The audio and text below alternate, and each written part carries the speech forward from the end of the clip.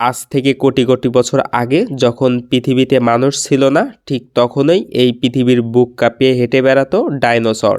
কিন্তু প্রশ্ন হলো, ডাইনোসর কি সত্যিই পৃথিবীতে ছিল, নাকি এগুলো সিনেমা আর বইয়ের বানানো গল্প?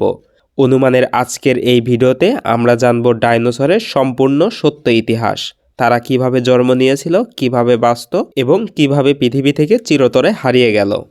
এই পৃথিবীর বয়স প্রায় 4.54 মিলিয়ন বছর। এই দীর্ঘ সময়ের বেশিরভাগ অংশেই পৃথিবীতে মানুষের কোনো অস্তিত্ব ছিল না। ডাইনোসরের আগে পৃথিবী ছিল ভয়ঙ্কর ও অস্থির।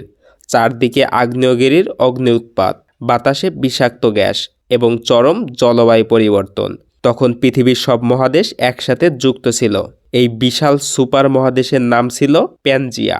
এই একসাথে থাকা মহাদেশ ডাইনোসরের ছড়িয়ে পড়ার ক্ষেত্রে গুরুত্বপূর্ণ ভূমিকা রেখেছিল। ডাইনোসরের আবির্ভাব ঘটে প্রায় 23 কোটি বছর আগে, যে সময়কে বলা হতো ট্রাইয়াসিক পিরিয়ড। শুরুর ডাইনোসরগুলো মোটেও বিশাল ছিল না। তারা ছিল তুলনামূলক ছোট, 2 পায়ে হাঁটতে পারত এবং খুব দ্রুত চলাফেরা করতে পারত। তাদের শরীরের সবচেয়ে গুরুত্বপূর্ণ বৈশিষ্ট্য ছিল পা শরীরের নিচে সোজা অবস্থান করত। এই বৈশিষ্ট্যই ডাইনোসরকে অন্যান্য সরীসৃপ থেকে আলাদা করে। এই সময়েই প্রথম সত্যিকারের ডাইনোসরের জন্ম হয়। এরপরে আসে জুরাসিক পিরিয়ড। এই সময়কে বলা হয় ডাইনোসরের স্বর্ণযুগ। পৃথিবীর আবহাওয়া উষ্ণ ও আর্দ্র হয়ে ওঠে, গাছপালা বেড়ে ওঠে, খাবারের অভাব থাকে না। এই পরিবেশেই জন্ম নেয় লম্বা গলার সরব ডাইনোসররা। তাদের শরীর এত বড় হলেও তারা ছিল শান্ত স্বভাবের। বিজ্ঞানীরা মনে করেন লম্বা গলার থাকার কারণে তারা উঁচু গাছের পাতা খেতে পারত, যেখানে অন্যান্য প্রাণীরা পৌঁছাতে পারত না। সব ডাইনোসর কিন্তু শান্ত ছিল না। কিছু ডাইনোসর ছিল ভয়ঙ্কর মাংসখেকো শিকারী। তাদের দাঁত ছিল ছুরির মতো ধারালো, চোখ ছিল সামনে যাতে শিকার ঠিকঠাক লক্ষ্য করা যায়। টাইরানোসরাস রেক্স ছিল এই শিকারীদের রাজা। তার কামড়ের শক্তি ছিল হাজার হাজার কেজি চাপের সমান।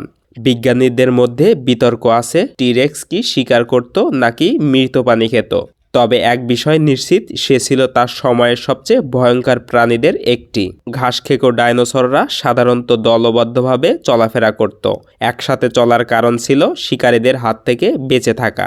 তাদের শরীরে ছিল শিং, বর্ম কিংবা শক্ত লেজ, যেগুলো আত্মরক্ষার কাজে ব্যবহার করত। ফসিল পায়ের ছাপ থেকে বিজ্ঞানীরা প্রমাণ পেয়েছেন তারা পরিবার ও দলের সাথে চলত। ডাইনোসরেরা ডিম পাড়ত। আজ পর্যন্ত বহু ডাইনোসরের ডিম ও বসার ফসিল পাওয়া গেছে। কিছু ডাইনোসর নিজেদের বাচ্চাদের যত্ন নিত, এমন প্রমাণও রয়ে গেছে। এটা প্রমাণ করে ডাইনোসর শুধু হিংস্র দানব ছিল না, তারা ছিল জটিল ও সামাজিক প্রাণী। একটি অবাক করার মতো সত্য হলো, ডাইনোসর পুরোপুরি হারিয়ে যায়নি। বিজ্ঞানীদের মতে আজকের পাখি হলো ডাইনোসরের সরাসরি উত্তরসূরি। পাখির হাড়, শ্বাস প্রণালী, এমনকি ডিম পাড়ার পদ্ধতিও ডাইনোসরের সাথে মিল পাওয়া যায়। মানে ডাইনোসর আমাদের চারপাশেই আছে, কিন্তু রূপ বদলে। প্রায় 6,60,00,000 বছর আগে পৃথিবীর ইতিহাসের সবচেয়ে ভয়ঙ্কর ঘটনা ঘটে। একটি বিশাল উল্কা আজকের মেক্সিকোর কাছে আঘাত হানে।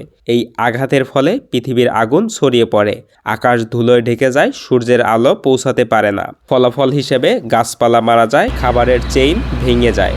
এই ঘটনায় পৃথিবীর প্রায় 75% প্রাণী বিলুপ্ত হয়ে যায়, সাথে ডাইনোসরও। ডাইনোসরের গল্প শুধু অতীতের গল্প নয়, এটা আমাদের জন্য একটি শিক্ষা। শক্তি, আকার, আধিপত্য কিছুই চিরস্থায়ী নয়। আজ মানুষ পৃথিবীর শাসক, কিন্তু প্রকৃতির সামনে আমরা অসহায়। ডাইনোসর হারিয়ে গেছে, কিন্তু তাদের ইতিহাস আমাদের ভবিষ্যতে একটি বড় প্রশ্ন রেখে গেছে।